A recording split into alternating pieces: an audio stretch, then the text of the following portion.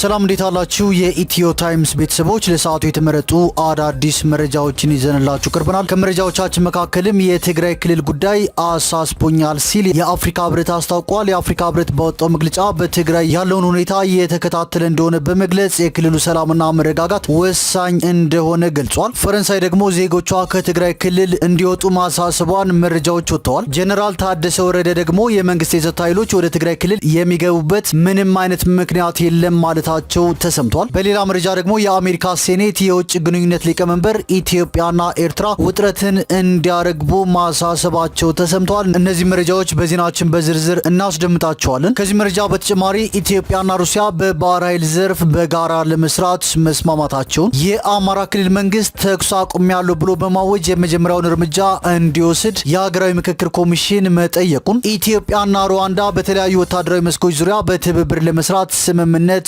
መፈራረማቸውን እንዲሁም ከውጭ የአሜሪካ አየር መንገድ አውሮፕላን በዴንቨር እሳት መቀስቀሱን ተከትሎ ተሳፋሪዎች እንዲወጡ መደረጉንና ሌሎችን በዝርዝር የምንመለከታቸው መረጃዎች አካተናል። ቻናላችን ሰብስክራይብ በማድረግ የደወል ምልክቷን በመጫንና መረጃውም ለብዙዎች እንዲዳረስ ላይክ በማድረግ እስከ መጨረሻው አብራችሁን ቆዩ።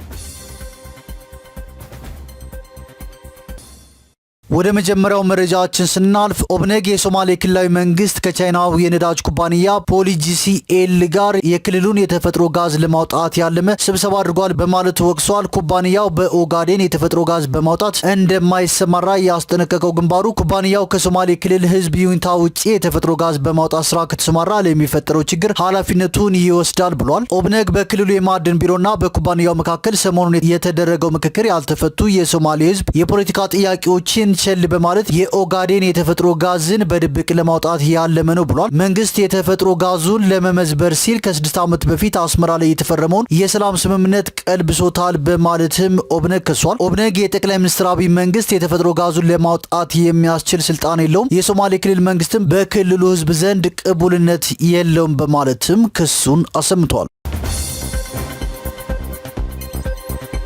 ወደ ቀጣዩ መረጃችን ስናልፍ የቤንሻንጉል ጉሙዝ ክልል ምክር ቤት በቀጣዩ ቅዳሜ አስቸኳይ ጉባኤ መጥራቱን ቢቢሲ አማርኛ ዘግቧል። ምክር ቤቱ ለአስቸኳይ ጉባኤ የተጠራው የክልሉን ህገ መንግስታዊ ማሻሻያ በመቃወም ለፌዴሬሽን ምክር ቤት የህገ መንግስት አጣሪ ጉባኤ አቤቱታ ማቅረባቸውን ተከትሎ የታሰሩትን የምክር ቤት አባሉን የዮሐንስ ተሰማን ያለመከሰስ መብት ለማንሳት እንደሆነ ምንጮች መናገራቸውን ዘገባው ጠቅሷል። የተቃዋሚው የቦሮ ዲሞክራሲያዊ ፓርቲ ተወካይ የሆኑት ዮሐንስ በቁጥጥር ስር የዋሉት ባለፈው ሳምንት እሁድ ነበር። ዮሐንስ ከሁለት ባልደረቦች ቸው ጋር ባቀረቡት አቤቱታ የክልሉ ምክር ቤት መቀመጫ ከ99 ወደ 165 ከፍ እንዲል የሚያደርገው የህገ መንግስት ማሻሻያ የምርጫ ክልሎችን አደረጃጀት ከምርጫ ቦርድና ከፌዴሬሽን ምክር ቤት እውቅና ውጪ ይቀየራል በማለት ነበር አቤቱታ ያቀረቡት።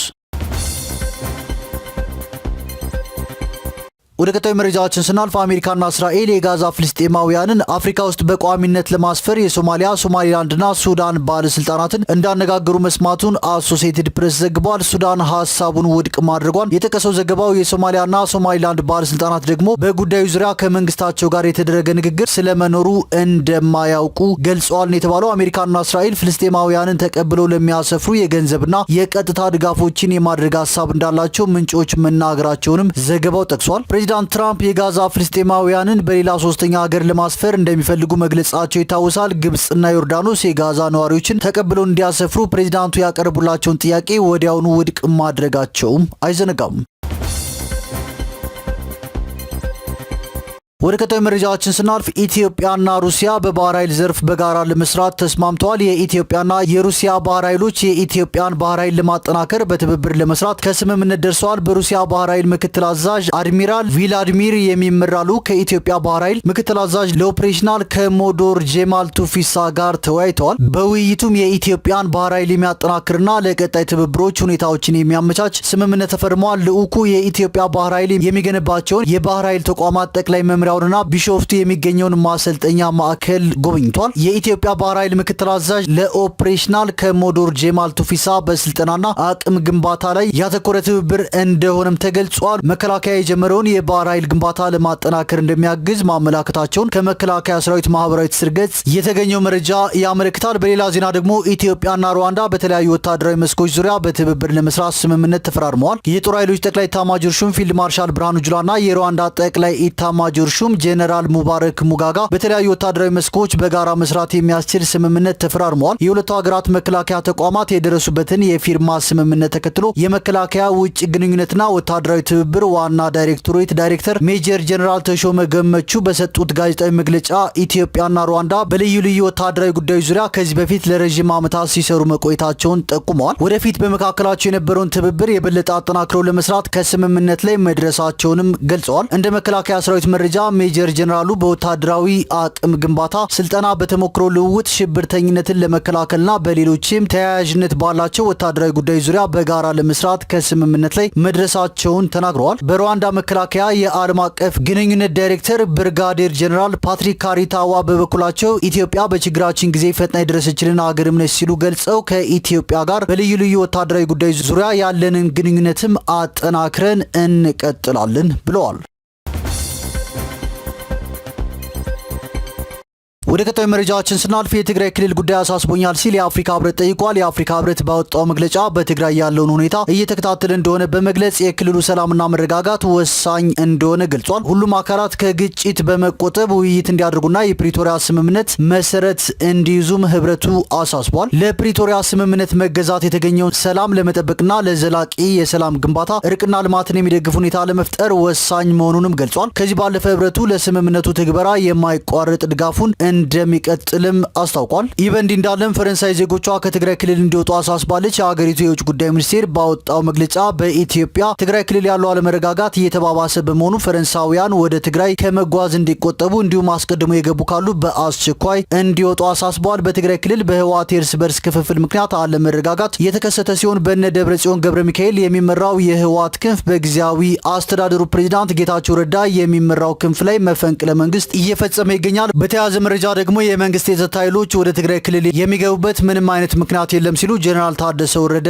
ተናግረዋል። የፖለቲካ ችግሮቻችንን መፍታት አለመቻላችን በፕሪቶሪያ ስምምነት ላይ አሉታዊ ተጽዕኖ አሳድሯል ሲሉም ተናግረዋል። ለትግራይ ችግር መፍትሄው ሰላማዊ ትግል ነው። የፌዴራል መንግስት አሁን ያጋጠመውን ችግር ለመፍታት ብሎ ትግራይ እንደማይገባ ተነግሮኛል ሲሉም ዛሬ በሰጡት ጋዜጣዊ መግለጫ ላይ ጄኔራል ታደሰ ወረደ ተናግረዋል። በሌላ ዜና ደግሞ የአሜሪካ ሴኔት የውጭ ግንኙነት ሊቀመንበር ኢትዮጵያና ኤርትራ ውጥረትን እንዲያረግቡ አሳስበዋል። የአሜሪካ ሴኔት የውጭ ግንኙነት ኮሚቴ ሊቀመንበር ሴናተር ጄምስ ሪሽ በትግራይ ክልልና በአጎራባች አካባቢዎች ዳግም ግጭት ቢነሳ አስከፊ አደጋ ያስከትላል ሲሉ አስጠንቅቀዋል። ኢትዮጵያና ኤርትራ ውጥረቱን በአስቸኳይ እንዲያረግቡም ጠይቀዋል። ሴናተር ጄምስ ማስጠንቀቂያውን የሰጡት በኤርትራና በኢትዮጵያ መካከል ውጥረት እየጨመረ መምጣቱንና በህወሓት አመራሮች የተፈጠሩ ውስጣዊ ክፍፍል ማየሉን ተከትሎ ነው። በዚህ ሳምንት መጀመሪያ የትግራይ ጊዜያዊ አስተዳደር ምክትል ፕሬዚዳንት ሌተናል ጄኔራል ጻድቃን ገብረትንሳኤ የኢትዮጵያና የኤርትራ ጦርነት የማይቀር ይመስላል፣ ወታደራዊ ዝግጅቶችም የመጨረሻ ደረጃ ላይ ደርሰዋል ማለታቸው ይታወሳል። የትግራይ ጊዜያዊ አስተዳደር 4 ከፍተኛ ወታደራዊ መሪዎችን ከመንግስት ውሳኔዎች ያፈነገጡና ክልሉን ወደ ውስጣዊ ግጭት የሚጎትቱ ተግባራት ውስጥ ተሳትፈዋል በሚል ከስራ ካገደ በኋላ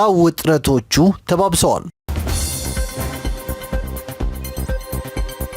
ወደ ቀጣዩ መረጃችን ስናልፍ የአማራ ክልል መንግስት ተኩስ አቁሜያለሁ ብሎ በማወጅ የመጀመሪያውን እርምጃ እንዲወስድ የሀገራዊ ምክክር ኮሚሽኑ ጠይቋል። የፖለቲካ እስረኞች እንዲፈቱና በክልሉ ያለው ግጭት እንዲቆም ኮሚሽኑ ጥያቄ አቅርቧል። በዋና ኮሚሽነር ፕሮፌሰር መስፍን አርአያ የተመራ የኮሚሽኑ ልዑክ ትናንት መጋቢት 4 ቀን 2017 ዓ.ም ወደ አማራ ክልል ባህር ዳር ከተማ አቅንቶ ከክልሉ ርዕሰ መስተዳድርና ሌሎች ከፍተኛ የስራ ኃላፊዎች ጋር ውይይት አድርጓል። የኮሚሽኑ ልዑክ ወደ አማራ ክልል ያቀናው የአማራ ክልል የአጀንዳ ማሰባሰብ የምክክር መድረክ በሚካሄድበት አስቻይ ሁኔታ ላይ ከክልሉ መንግስት ጋር ለመነጋገር ነው። የክልሉ ርዕሰ መስተዳድር አቶ አረጋ ከበደ በተገኙበት በዚህ ውይይት የኮሚሽኑ የእስካሁኑ ስራዎች በዋና ኮሚሽነር ፕሮፌሰር መስፍን አርአያ ቀርቦ የክልሉ አመራሮች ስለ ኮሚሽኑ የስራ እንቅስቃሴ ግንዛቤ መሰጠቱ ተነግሯል። በክልሉ ታጥቀው የሚንቀሳቀሱ ኃይላት ወደ ሰላም ንግግር እንዲመጡ የክልሉ መንግስት እያደረገ ያለውን የሰላም ጥረት ያደነቀው የኮሚሽኑ ልዑካን ቡድን ሆኖም አሁንም መሰራት አለባቸው ያላቸውን ስራዎች ጠቁሟል። ኮሚሽኑ ምክክሩን አካታች በሆነ ሁኔታ ማከናወን እንዲችል በማንኛውም አካባቢ በፖለቲካ ጉዳዮች ምክንያት የታሰሩ እስረኞች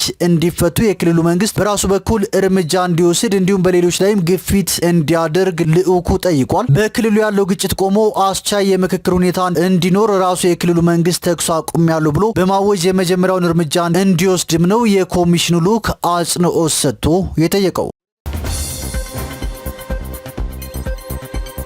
ወደ ቀጣዩ መረጃችን ስናልፍ በአዲስ አበባ ከተማ ተላላፊ ያልሆኑ በሽታዎች እየጨመሩ መሆናቸው ተገልጿል። የአዲስ አበባ ጤና ቢሮ በአሁኑ ጊዜ በጥናት የተደገፈ መረጃ ባይኖርም አንዳንድ ሁኔታዎች እንደሚያሳዩት ተላላፊ ያልሆኑ በሽታዎች ስርጭት እየጨመረ እንጂ እየቀነሰ አይደለም ሲል አሳውቋል። ቀደም ባሉት ጊዜያት ትኩረት የሚሰጣቸው ተላላፊ የሆኑ በሽታዎች ቢሆኑም አሁን ላይ ግን ተላላፊ ያልሆኑ በሽታዎች ትኩረት እንደሚፈልጉ የአዲስ አበባ ከተማ አስተዳደር ጤና ቢሮ የጤና ማጎልበትና በሽታ መከላከል ዳይሬክቶሬት ዳይሬክተር አቶ ጌቱ ቢሳ ተናግረዋል። ለዚህም እንደ ምክንያት ከሚጠቀሱ ነገሮች መካከል የአኗኗር ዘይቤያችን መቀየር መሆኑን አንስተዋል። አንዱ ደግሞ የአመጋገብ ስርዓታችን መቀየር ነው ብለዋል። ይህን ችግር ለመቅረፍም ከህብረተሰቡ ብቻ ሳይሆን የጤና ባለሙያዎችም ተላላፊ ስላልሆኑ በሽታዎች ለማህበረሰቡ ግንዛቤ በመፍጠር ኃላፊነታቸውን በተገቢ መንገድ መወጣት እንዳለባቸውም ተናግረዋል። ወደ ቀጣዩ መረጃችን ስናልፍ የአሜሪካ አየር መንገድ አውሮፕላን በዴንቨር እሳት መቀስቀሱን ተከትሎ ተሳፋሪዎች እንዲወጡ ተደርጓል። ከ170 በላይ ተሳፋሪዎችና 6 የበረራ ሰራተኞችን አሳፍሮ ከኮሎራዶ ስፕሪንግስ ወደ ዴንቨር ሊያርፍ የነበረው የአሜሪካ አየር መንገድ አውሮፕላን በእሳት መያያዙ ተሰምቷል። ክስተቱ ያጋጠመው ሐሙስ ዕለት ሲሆን ቦይንግ 737-800 አውሮፕላን ላይ ነው። አውሮፕላኑ ውስጥ የነበሩ የበረራ ሰራተኞች ስለደረሰው የሞተር ንዝረት ሪፖርት አድርገዋል። በዴንቨር ዓለም አቀፍ አውሮፕላን ማረፊያን በሰላም እንዳረፈ ነገረ ሲሆን የአሜሪካ አየር መንገድ በበረራ ቁጥር 1006 የሚታወቅ አውሮፕላን ከሞተር ጋር የተያያዘ ችግር አጋጥሞታል ሲል አየር መንገዱ በመግለጫው ተናግሯል። እንደ አየር መንገዱ ገለጻ ከሆነ ሁሉም 172 መንገደኞችና 6 የበረራ ሰራተኞች በሰላም ከአውሮፕላኑ ወጥተው ወደ ተርሚናል ተዛውረዋል። ቀላል ጉዳት የደረሰባቸው 12 መንገደኞች ለበለጠ ሕክምና በአካባቢው ወደሚገኝ ሆስፒታል መወሰዳቸውም ተነግሯል። ተሳፋሪዎች በአደጋ ጊዜ በሮች ወጥተው በአውሮፕላኑ ክንፍ ላይ ሆነው ሲጮሁም ታይተዋል። ይህ በአሜሪካ አየር መንገድ አውሮፕላን ላይ ያጋጠመ የቅርብ ጊዜ ሁለተኛው የአቪዬሽን ጉዳት ክስተት ነው ተብሏል። በጃንዋሪ 29 በአሜሪካ አየር መንገድ አውሮፕላንና በዩናይትድ ስቴትስ ጦር ሄሊኮፕተር መካከል በዋሽንግተን ዲሲ አቅራቢያ በተፈጠረ ግጭት የ67 ሰዎች ህይወት ማለፉም ይታወሳል። ባለፈው ወር አንድ የዴልታ አየር መንገድ አውሮፕላን በካናዳ ቶሮንቶ ፒርሰን ዓለም አቀፍ አውሮፕላን ማረፊያ ንፋስ ባስከትለው ከባድ የአየር ሁኔታ በበረዶ መገልበጡም ይታወሳል። ምንም እንኳን ሁሉም ተሳፋሪዎችና የአውሮፕላኑ አባላት ከአደጋው በህይወት ቢተርፉም በውስጡ ከነበሩት 80 ሰዎች መካከል በ18ቱ ላይ ጉዳት መድረሱም አይዘነጋም። ወደ ቀጣዩ መረጃችን ስናልፍ በአዲስ አበባ ከተማ ከ6000 ኩንታል በላይ የነቀዘ ስንዴ ለምግብነት እንዳይውል ተደርጓል። የአዲስ አበባ ምግብና መድኃኒት ባለስልጣን ከተቋማትና ከህብረተሰቡ በደረሰው ጥቆማ መሰረት 6561 ኩንታል የነቀዘ ስንዴ ለምግብነት እንዳይውል ተገቢውን ክትትልና ቁጥጥር ማድረጉን አስታውቋል። ባለስልጣኑ በደረሰው ጥቆማ መሰረት የቁጥጥር ባለሙያዎችን ቡድን በማዋቀር ጥቆማ የተሰጠበት ድርጅት ላይ ተገቢውን ክትትልና ቁጥጥር በማድረግ ጥቆማውን በማረጋገጥ የተበላሸው ስንዴ ለምግብነት እንዳይውል ማድረጉም ተገልጿል። በዚህም የነቀዘው ስንዴ ሙሉ በሙሉ ሌላ ብልሽት እንዳይገጥመው በመድኃኒት በማከም ስንዴው ለሌላ አገልግሎት ማለትም ለመኖ አገልግሎት እንዲውል በማድረግ ለምግብነት እንዳይውል ባለሙያዎች ያረጋገጡ መሆኑን የባለስልጣኑ የምግብና ጤና ነክ ቁጥጥር ዳይሬክቶሬት አቶ እስጢፋኖስ ጌታቸው ተናግረዋል። በተጨማሪም እንደዚህ አይነትም ሆነ ሌላ ህገወጥ አሰራርም ሆነ የተበላሸ ምግብና መጠጥ ሲያጋጥም በ8864 ነጻ የስልክ መስመር ጥቆማ ቢሰጥ አስፈላጊውን እርምጃ እንደሚወሰድም ተገልጿል።